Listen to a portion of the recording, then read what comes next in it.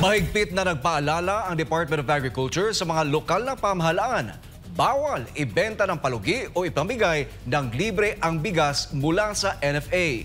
Ito ay kahit pa nga may exemption sa spending ban ng COMELEC. At ano ang dahilan? Alamin sa report ni Sheena Torno. Hindi raw ipinagbabawal ng Commission on Elections o COMELEC sa Agriculture Department ang pagbebenta ng National Food Authority sa ilalim ng Food Terminal Incorporated o FTI ang bigas sa mga lokal na pamahalaan. Ang mga bigas na ito ay ilang buwan nang nakaimbak sa iba't ibang bodega ng ahensya sa bansa at nanganganib ng mabulok. Ayon sa DA, pinahintulutan sila ng COMELEC na ipagbili ang mga bigas na ito dahil hindi sakop ng election spending ban ang emergency sale at release ng buffer stocks ng NFA rice sa mga LGU. Ngunit may mahigpit na paalala ang COMELEC kaugnay nito.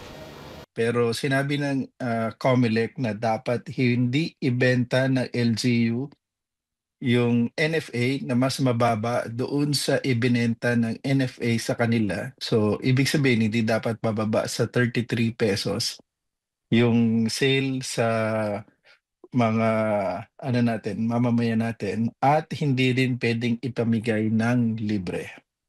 Ito ang mga kondisyong ibinigay ng COMELEC para mapanatili ang transparency at maiwasan ang posibleng pang-aabuso sa programa ng NFA. Nilinaw rin ng COMELEC sa inilabas itong pahayag na hindi na kailangang humingi ng exemption ng DA para dito dahil ang pagbebenta raw ng NFA rice ay isang hakbang upang tugunan ng kakulangan sa supply at patuloy na pagtaas ng presyo ng bigas. Pero pagdating naman sa mga lokal na pamahalaan, mahigpit ay pinagbabawal ng COMELEC ang paggamit ng naturang programa para sa anumang political activity na maring makaapekto sa boto ng publiko. Ayon sa pinakahuling datos ng NFA, nasa 7,200 bags pa lamang mula sa 300,000 bags ng bigas ang nailabas mula sa kanilang mga bodega.